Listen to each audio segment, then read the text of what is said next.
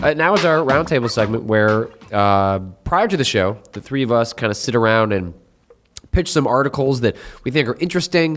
Sometimes they're kind of feature pieces that we've read during the week. Sometimes, in this case, it's going to be something that was in the news that we thought would make for a really interesting discussion. And we all kind of pitch to one another and see which one kind of sticks as the one that we find the most interesting. And the ones that we don't talk about, we will still put in the show notes.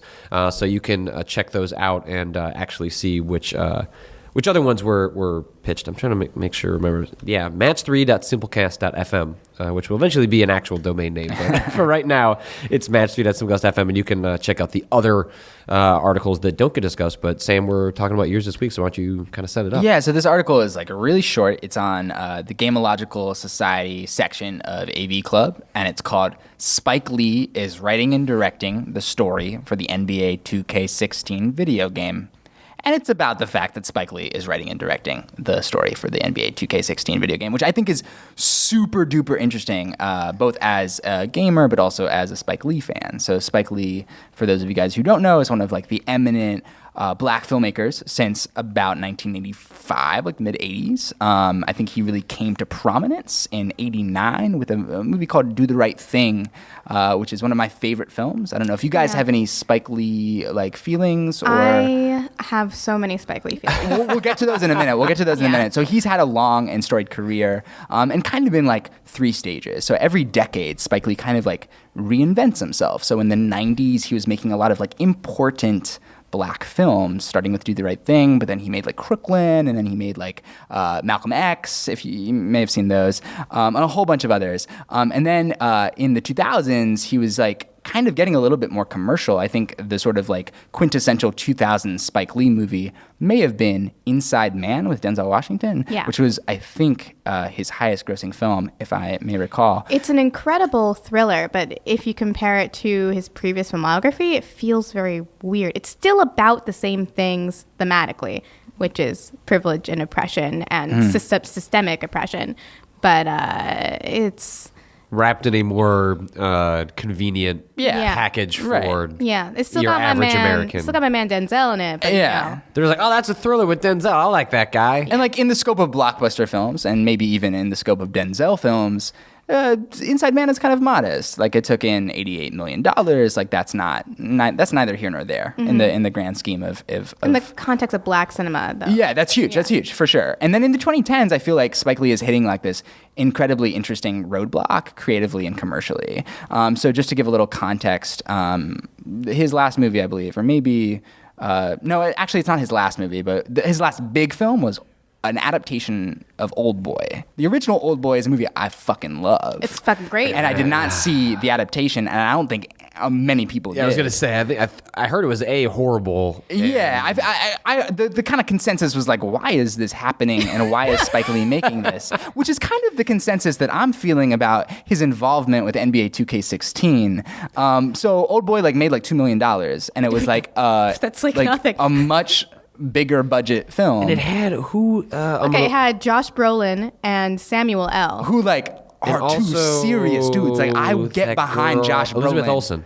Elizabeth Olsen, because she was like an it girl at the time. That is a hit, like a prefabricated hit machine. Have the stats though on the Old Boy remake versus the original Old Boy director had his first English language film that year also. Snowpiercer? Stoker. Oh no, I'm wrong. Yeah. Stoker, right? Stoker, I don't think was. Stoker was huge. good as. Was it good? With Charlize. No, it was not Naomi Watts. Yes. And Mia Wasikowska. Yeah. And I heard it was good. I never. Do you want to borrow the fucking DVD? It's good as hell. It's good as hell. I'm very passionate about Stoker. Yeah. That's your box quote. Yeah. B. Jackson, good as hell. All caps. Yeah. That's. I should get stamps printed with that on. Anyway, moving on. Yeah. To this. Right. So like in the 2010s, Spike Lee is kind of hitting a wall. I think in part because he seems to beef on Twitter with like everybody. Like the dude is beefed with Tyler Perry. The dude has beefed with Michael Rappaport, who is like one of my favorite actors of all time, also in Do the Right Thing, like the homie. He's just beefed with a lot of people. Kind of comes off as like curmudgeon, even though he's not that old, and also just like, kind of this didactic, moral guy. I don't know. And so he's trying a lot of things. So he's trying like a lot of disruptive distribution models. So actually, his last movie was called The Sweet Blood of Jesus, which was funded on Kickstarter. His new movie that's in production now is called Chirac, which is a musical comedy based on Chicago's South Side neighborhood. It's a musical. It's a musical comedy that may or may not stars Kanye West and Dave Chappelle. Holy shit. And there's an open casting call. Those words are not, they don't, Yeah, dude. They don't go together. You know what also doesn't go my together? God. Spike Lee writing and directing NBA 2K16. No, but here's the thing is that if you know anything about Spike Lee, you know He's a huge basketball fan. He loves Yeah, it's true. basketball and he It's true. loves the fucking Knicks. He loves the shit out of the Knicks. I think the last picture I saw of him on Twitter, the one that was used for the announcement of his involvement in NBA 2K16, was a picture of him at a Knicks game in head-to-toe Knicks gear. So like Knicks jacket, Knicks shirt, Knicks hat, Knicks themed sneaks, and I think blue jeans in the same color as the Knicks use on their uniforms, like for the highlight color. It was pretty. He loves the Knicks a lot. So maybe that makes more sense. To give a little context about what he's doing, what he's creating in this new iteration of NBA 2K. To pull a quote from the AV Club article, NBA 2K16's story will reportedly be about the trials and tribulations of a basketball player named Frequency Vibrations, whose personal exploits what? off the court are just as chaotic as the game on it. Those are his real. That's And his just real in name? case you're worried that you misread the character's name, Patrick, we'll repeat it right here. Frequency Vibrations. You play as a guy named Frequency And nothing Vibrations. has made me happier on this day than that person's name. Yeah, I mean, that sounds super rad. And on the box art, it says NBA 2K16, James Harden, Stephen Curry, Anthony Davis, featuring a Spike Lee joint, which is like how he sort of credits like all of his films Right. or Spike Lee joints. He's like deep in it. He's deep in it, right? And so like there's kind of two questions. Like the first question that I'm thinking about is like, what the fuck is Spike Lee doing? Is he drowning? Or is this a really savvy move? Is he actually getting ahead? Is this what like all like important directors should be doing? I mean, we have lots of instances of directors who were important canon directors once upon a time. Martin Scorsese, for example, adopting new technologies like 3D or whatever and making a movie like Hugo. And maybe that's what Spike Lee is doing now. So that's the first question. The second question is, and to sidebar that, like, how do we see this fitting into the like grander view of Spike Lee's career and like how we see his work? The second set of questions is more video game specific, which is just like there are a number of instances, but not too many, of filmmakers deciding to jump all the way into I'm not going to say video game development because I don't think they're actually developing shit. Like I don't know what they're doing. They're writing and directing a game or something like that. Which is far different than writing and directing a anything movie. else. Right. And so we have a couple of instances of this. We have like Steven Spielberg like putting his name on Boom Blocks, which I think is really interesting. We have Peter Jackson being heavily involved in the King Kong game. Good game. Good game. Good-ass Good game. game. Short game, but good game. Really good game. And we have like the Wachowski siblings like really like promoting the hell out of Enter the Matrix and putting it in the canon of all the sort of like intermedia manifestations of the Bad Matrix video universe. game. Bad video game. And like Bad video super hyped, like one of the biggest disappointments of One the time, of right? the baddest video Sort games. of like the Matrix sequels. Yeah, for sure. The hype train there was ridiculous. Ooh. Why did they make sequels to the Matrix? Anyway, Well, anyway, Yeah. And then we have Spike Lee, and so like I think that for me, like I get Spielberg, and George Lucas, of course, like George Lucas, Lucasfilm started LucasArts. started LucasArts. Like I don't know if he's like on the ground with those games. He was early on, But once upon a time, Lucas, Spielberg, Peter Jackson, Wachowskis. These are like 4 or 5 important figures in the history of the blockbuster movie, which certainly has had a very direct impact on what blockbuster games look and sound and feel like. But Spike Lee really isn't in that conversation. So, well, there's a couple of things that Sure, sort of jump in. complicate that view. Is that one? There haven't been extensive studies on this, but there is one study by the Kaiser Family Foundation that the intent of it was to see how different media, minority races interface with media and how often they watch TV or play games. And I found that black men 18 to 24, I think it was actually like 14 to 24, sort of like a wider view of what a young adult is. They play games more longer than any other demographic, for about a half hour longer each day. Like, I've known that anecdotally to be true. Like, every single black man I knew in college had an Xbox 360. So it seems for someone that's deep in the black community, it's very apparent that if you want the black community to see your work, maybe stick it in a game. Like, that might make sense to Blackley if he's Blackley. Blackley. Oh my God! Can we just censor out what I actually said, just so that I can keep my? Do you want me to? I can edit it out. It's fine. Do you want to? We'll take a pause. No. Let's let that live in infamy. Okay. Yeah. All right. Blackley. I'm Episode sleepy. title. Okay, that can be the episode. Oh my God! That's super good. Yeah. Actually, I did it. I'm a champion. Thank you. Appreciate that. Anyway, Spike Lee, it might be evident to him that if he wants the black community to interface with his work, maybe it's easier for him to make a game that everyone will buy, because everyone will buy It's this, true. than to try to get another movie in theaters. Interesting. Well, that's as someone that's not super familiar, I've seen like Do the Right Thing, I've seen Inside Man, like I've seen like a collection of Spike Lee's works, but not like super familiar with like his whole filmography.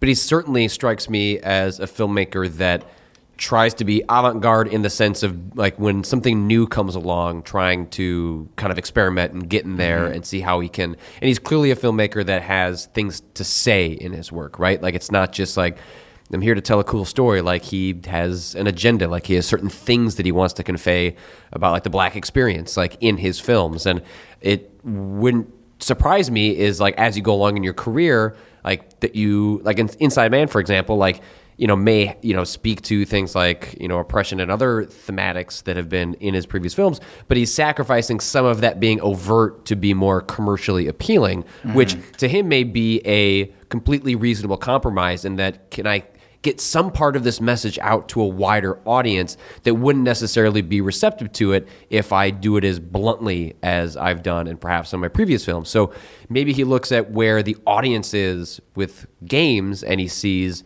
a lot of black culture playing video games and says, this is like an avenue to present that message in a way that maybe I'm not super familiar with, but is where this audience is and where it can reach them, that is different than, the people who are funding him on Kickstarter are already fans of his, right? Like they're not, like new Spike Lee fans are not going to Kickstarter to fund the vampire? Sweet Blood of Jesus. Yeah. That's people who already in love with his work and just want to see him do more stuff. Whereas NBA 2K16 is a completely different audience that it could, work from twofold, in which one, he reaches a new audience that doesn't know who he is. Maybe has heard of him in a historical context, but they're not fans. But then also allows him to recontextualize his own work.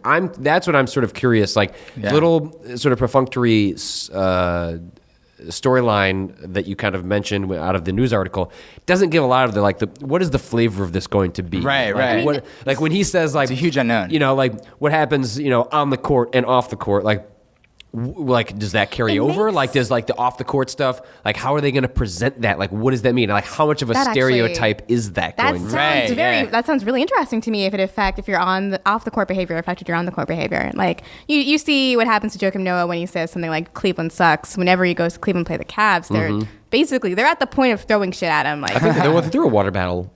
Adam. Water battle? Water battle. Well, it was a water battle when the water bottle got thrown at him. But I'm pretty sure, during the last series, he got a water bottle thrown at him. That makes so much sense. I mean, he's right about Cleveland. I'm sorry, anyone that listens to us from Cleveland, but Cleveland kind of sucks a little bit. Sam's making a face. We both went to school in Ohio. I think it's Cleveland fine. Rocks, man. Oh, shit. Wow. Oh, that's a strong statement. But anyway, there's... That would be a very interesting way. But there's also I think something in Spike Lee's work that if you look at a movie like Bamboozled, which is very much about really deeply affecting issues in the black community. It's about one of the Wayans brothers plays like an entertainment guy that wants to get fired really bad. So what he does is he pitches a modern day minstrel show, thinking that's going to get him fired, but they instead love it. It's a satire, and it's the producers. It's the producers, but for black stuff. Yeah. And that movie affected me pretty deeply, but it's also funny as hell. Like, he's got this wry, dark sense of humor. So, like, a character named Frequency Jones, to me... Frequency Vibrations. Frequency Vibrations. I gave him a normal last name because I didn't want to believe... You couldn't conceive that it could be that. It's Frequency Vibrations. Well, I mean, there's also Meta World Peace. Like, that's a humor exists. Yeah, to be fair. Sure. Yeah, have you seen any of the Key and Peele sketches? Yeah, Meta World News. Yeah, Yes. where they do any of the football players, then, names have gotten a little wild these days. Yeah, so like it's weirdly reasonable, but it's also like it speaks to he's okay with sort of poking fun at himself and blackness and the pretentiousness of some aspects of blackness.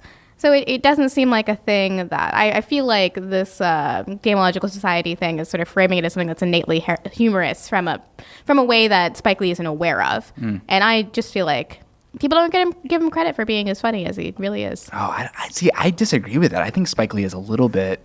I haven't seen Bamboozled, so I should see that before I speak. It's a little on the nose. Like, but, Do the Right Thing is a funny movie for sure, but it's also like incredibly serious. I just always hear Spike Lee talked about on the context of sort of like, oh, all these things are so important for the black community, and like this is so woke. When I'm just sort of like, this is also like a comedy. Like, this is a bunch of jokes. You know, it's funny. Yeah. I mean, what you bring up, Patrick, is something that really excites me. Like, I like the idea of sort of integrating what happens off the court with what happens on the court and having some kind of gameplay repercussion, for whatever storyline Spike Lee conceives, like, right? we were talking about Massive Chalice before, like, if, he's involved, like, is this going to convey, like, his family life? Right, or if he's, like, he's up all night dealing with X, Y, and Z, like, so your stamina's down for, like, the practice next day or the game, like, is it just going to be a cutscene that's just... Right. Well, so that's what I want to bring up, which is that, like, Spike Lee is a filmmaker. He's not a game developer. And,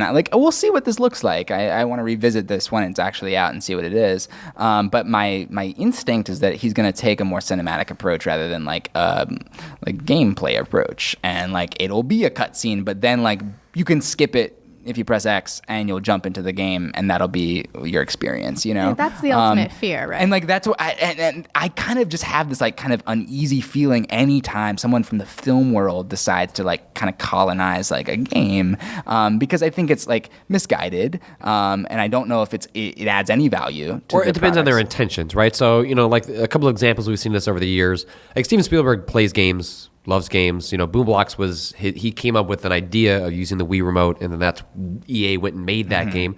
He was working on something much more ambitious called LMNO, that was like about AI, and you were going to go on this adventure with this alien that could like respond to you in all these really advanced ways. At the time that it was developed, we've gotten further past that.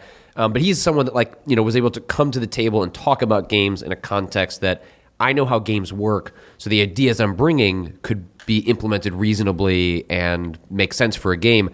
There's no sense right now of like, can Spike Lee do that? Does he play games? I don't know. Like Yeah. But maybe. At the same time, though, games want so badly to be movies. And you can, let's take a look at The Order 18... And to be taken seriously by Hollywood. Yeah, They have a real attention star that they problem. really salivate over, even though the two mediums, in my opinion, the only thing they really have in common is the moving image.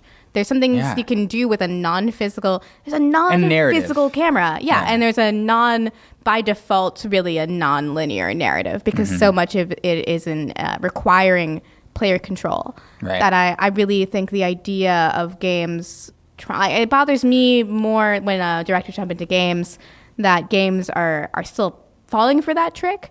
That will make their game good by having a Hollywood director than it does that, And let's be honest, NBA 2K16 does not need Spike Lee. Like it's not like begging for Spike Lee's involvement. But that series has done gimmicks the last couple of years. Well, gimmicks in that like they do sort of stunts to generate interest in what is otherwise an annualized franchise. And they love star power for sure. They did the Michael Jordan thing, which was either last year or the year before, and they sort of did all this historical stuff around Michael Jordan. So the series is known for like, well, how are we going to get people to pay attention to our game this year that isn't just the fans that are going to pick up the basketball game every single it's year? kind of ridiculous And hey, to like, me. you know what? I will say every other director I think that's involved in games or has tried to be involved in games, like, it's the same sort of person. Like, Spike Lee's different. Yeah, right? no, So that is something to celebrate for sure. I mean, it is an odd one out, but like, this is awesome that we have a black male director like on the cover of one of the probably the highest selling game of Right. you know, like that in itself is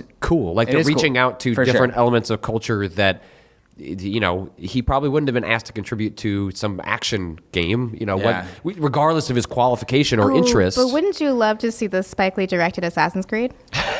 Just think about that for a I will. second. Or just like as Spike Lee doing, if he's like earnestly interested in getting into games, like go back to your like indie roots and Oh, like yeah. get some shit on Steam, get some shit on Itch.io, like do like a fucking thing. You know what I mean? The Like Spike Lee alt game. yeah, I want that. I want the alt games Maybe this is just the beginning. for me. Spike Lee's gonna be publishing his own Twine stuff. God. But for real Pretty though, soon. Spike, if you're listening, dude, Twine, twinery.org. I'll teach you how to do it. You heard it here first. We're gonna bring our roundtable to a close. The outward request to get Spike Lee to collaborate on Hey, a. homie, I have so much to talk to you about Spike Lee. Please just Yeah. hit us up. We have a fourth chair that Yeah. we're going to. Does he have a Twitter account? Oh, I'm sure, man. He's in Twitter beefs like every week. So Okay. like, don't beef with me, please. But like, Homie's beefing with everybody, but I Yeah. just gotta say nothing but respect. I love you, Spike Lee. Some I- of your movies are a little some bit of your movies whack, are a little bad. Like, let's be honest. but your good ones are so good. So good. That it But kind of make them again. Like, get back to being good, Spike, please. I'm sorry. I have We're faith in making you. a poor pitch for him to be involved in this podcast. Stop making bad movies, Spike Lee. The art direction for the posters for the Old Boy remake you made were incredible. I by didn't the see way. those. Oh, they're. I'll. I send like you the one. poster for Sweet Blood of Jesus as well. So maybe he has still like has a good team. A really strong director's eye and point of view. But this Yeah. is not a film podcast. No. Sorry. Also, but if you haven't seen Old Boy, go see Old Boy. Original. The Old Boy original. is The original. great. The original. Yeah, it has it is one of the fire. most stomach churning twists in cinematic history, And as it's far not- as I'm it's concerned. Also, stomach turning instance of eating a squid on camera that I've ever And seen. that actor was a vegetarian also. Dude, fucked up, man. But also, if you haven't seen Do the Right Thing, like that would probably Yeah. be the most culturally relevant movie to watch. Yeah, in so the yeah. current Like if political you climate, yeah. people were interested in Spike Lee after this, not familiar with his work, so Do the Right Thing. Bamboozled Inside Man gives you an inside look to his to his late period of his career, where he's definitely trying to bridge the gap between making the movies that he wants to make and still making some money. But Original Kings of Comedy. Yeah. Also not really a Spike Lee joint per se, but he directed it and it has the late Bernie Mac. So he's R.I.P. a great comedian. Yeah. But Cool. moving on.